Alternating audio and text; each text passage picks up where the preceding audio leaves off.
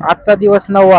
आज सकाळपासून दुकानावरच होतो. आज सकाळी शॉप लवकर उघडलं होतं मी आणि संध्याकाळी नेमका यायला लागला पाऊस. तर वातावरण आणि क्लायमेट एकदम मस्त झालं होतं. खूप सुंदर असं वातावरण झालं आणि आता आपल्याकडे बाहेर पण बसायला चेअर्स आहेत आणि आतमध्ये पण. आणि तेवढ्या वेळातच आला आपला बोर्ड, जो की आपण केला होता. आपला नवीन बोर्ड आला. नवीन बोर्डच राहिला होता फक्त आपल्या एवढ्या दिवसाच्या कामातला. आणि आज तो फायनली बोर्ड आला. तर मला तर कस्टमर चालू होते, त्याच्यामुळे मी कस्टमर देत होतो.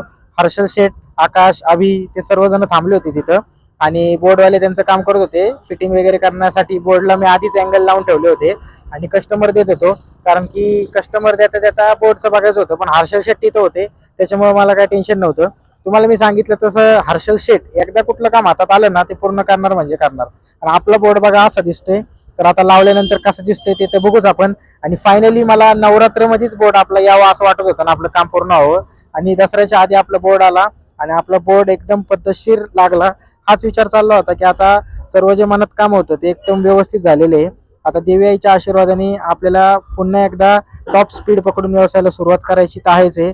आणि तुमच्या सर्वांचं प्रेम नेहमी सोबत राहू द्या आणि आपल्या शॉपला नक्की व्हिजिट करा. आणि आपला बोर्ड मला मराठी भाषेतच करायचा होता, तर तो फायनली आपण मराठी भाषेत करून घेतला. आणि संध्याकाळी मारुती आपल्या घरी आला, कारण आपल्या दिवाळीची आरती राहिली होती. तर मारुती खरंच भाऊ धन्यवाद.